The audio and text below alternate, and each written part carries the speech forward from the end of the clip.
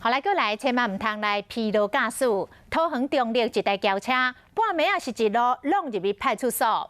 这个驾驶酒测值是0，伊无啉酒，可能是精神歹人蛇神，一路向派出所弄过去，弄入去头前埕，弄害3台警车，所落来弄破这个大门，弄入去派出所内底，加在无弄到人。 监视器的画面当中，一台轿车失控，直接弄去派出所。警方看到，随去抓人。银色轿车车头卡伫派出所的大门，门窗拢碎去，现场真凄惨。代志发生伫17号半暝1点外，黄姓查甫凶枪弄去派出所，敢若是因为精神无好，才会造成意外。失控撞至本分局交通中队，造成大门及3辆警车毁损。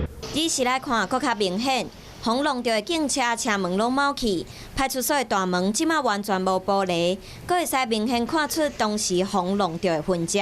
黄姓查甫肇事了，第一时间就互抓起来，酒测值是0，车顶嘛无违禁品。专案已经以公共危险和毁损公物等等的罪移送桃园地检署侦办。